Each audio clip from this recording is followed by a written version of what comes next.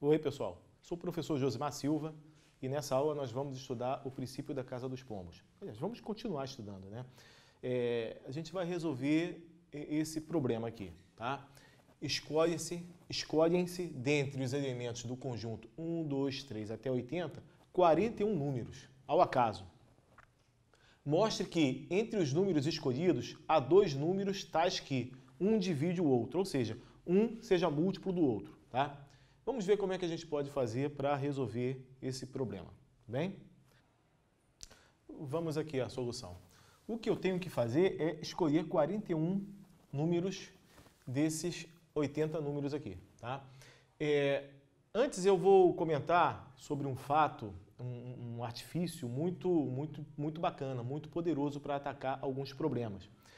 É o seguinte, todo número natural, tá, pode ser escrito de forma única na forma 2 elevado a k vezes alfa, onde esse alfa é um número ímpar.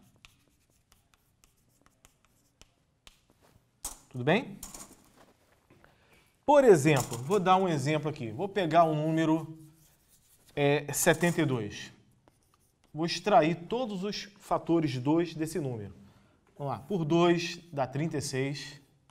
Por 2 dá 18. Por 2 dá 9. Quando eu encontrar um número ímpar, eu posso parar, tá? E aí eu posso escrever o 72 como 2 elevado à terceira vezes 9. Nesse caso aqui, o meu K é o 3 e o meu alfa é o 9. Legal? Mais um exemplo. Vou pegar aqui o 32. O 32 também pode ser escrito dessa forma, tá?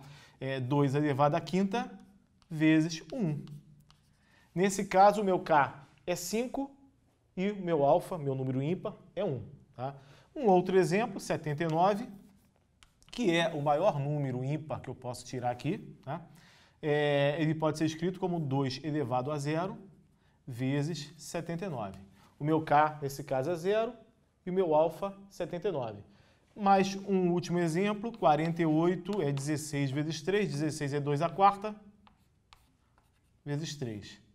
E dessa forma eu tenho o meu K igual a 4 e o meu alfa igual a 3. Bom, dito isso, de posse desse fato, a gente pode olhar para esse problema de uma outra maneira, né? Vamos lá. Todo número que eu apanhar aqui vai poder ser escrito dessa forma, tudo bem? E esse meu alfa, eu sei que esse meu alfa, ele é um número que pertence a esse conjunto aqui, ó. 1, 3, 5, 7, até o último número ímpar daqui desse conjunto, que é o 79. Quantos são os valores possíveis para esse alfa? Quantos são os valores? Repare que de 1 a 80 eu tenho 80 inteiros, dos quais 40 são pares e 40 são ímpares. Tá? Então aqui eu tenho 40 possibilidades, né? 40 possibilidades.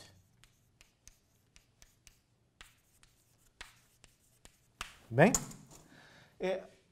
Agora reparem bem, eu vou ter que dar um alfa para cada um dos números escolhidos, né? Só que eu disponho apenas de 40 possibilidades para o alfa.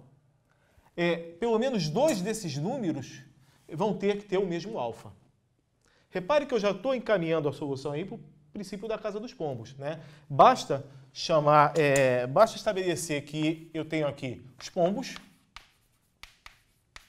tá? São os 41 números escolhidos, e essas possibilidades aqui são as casas. Tá? E dessa forma eu consigo estabelecer que o número de pombos,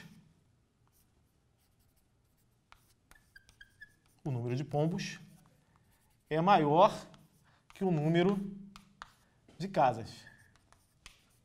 Tudo que eu quero quando eu preciso mostrar que pelo menos que alguma casa vai ter mais de um pombo. Tudo que eu quero mostrar é isso aqui, ó, que eu tenho um número de pombos maior que o número de casas. Quando eu quero mostrar que pelo menos 2 casas vão ter o mesmo número de pombos, né? Aliás, desculpa, mais de um pombo, né? Aliás, perdão, alguma casa vai ter mais de um pombo, tudo bem? Então, significa que eu já posso dizer aqui, ó, que essa conclusão é pelo PCP, princípio da casa dos pombos, né? E com isso, eu chego à conclusão que eu gostaria de chegar, né? Que eu vou ter dois números com o mesmo alfa, com a mesma parte ímpar, diferindo apenas na potência de 2. E a gente sabe que duas potências de 2 sempre ocorre de uma dividir a outra. Uma vai ser o múltiplo da outra, né? Digamos que eu tenha um número A, que é igual a 2K elevado a alfa, vezes alfa, aliás, né? E eu tenho o número B, que é 2K' vezes alfa também. Tudo bem?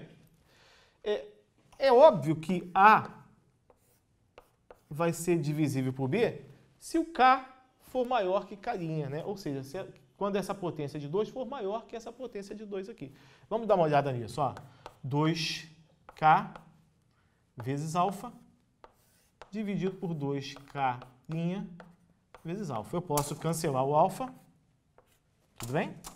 E aí eu fico com 2K dividido por 2K'. Eu posso garantir que esse número é um número inteiro. Na verdade, natural, né? Sem perda nenhuma de generalidade. Repare que eu estou supondo aqui que o K é maior que o K'. Se fosse o contrário, se K' fosse o maior, era só inverter, botar B sobre A, que essa divisão iria produzir um número inteiro, tá? Conforme a gente quer.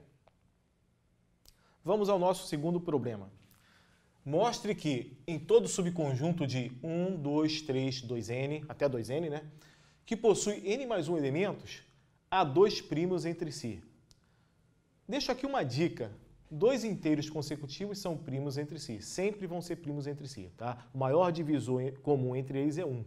Somente o 1 vai dividir os dois, tá? O único número inteiro que divide os dois é 1, tá bom? Inteiro positivo. Então, sugiro que você dê uma pausa e pense nesse problema um pouquinho. Então, vamos à solução.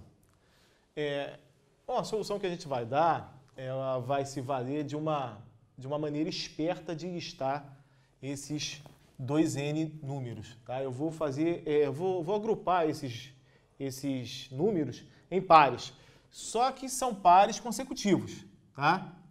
Eu estou agrupando em pares consecutivos. A questão agora é a seguinte: quantos desses conjuntos eu tenho? Bom, esse aqui é o primeiro conjunto, o último elemento dele é o dobro de 1. Esse aqui é o segundo conjunto, o último elemento dele é o dobro de 2, o terceiro é o dobro de 3 e assim por diante. Logo, esse aqui é o enésimo conjunto, então eu posso concluir que eu disponho de n conjuntos. N conjuntos.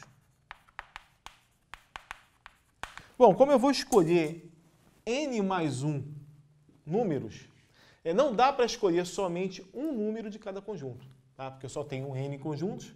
Quando eu escolher, vamos supor que eu tenha escolhido n números, e vamos supor que eu seja azarado, que eu escolha um de cada conjunto.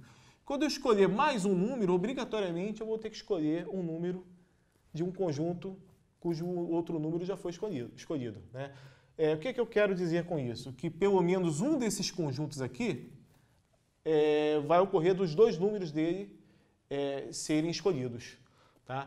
Então, para formalizar isso, eu posso chamar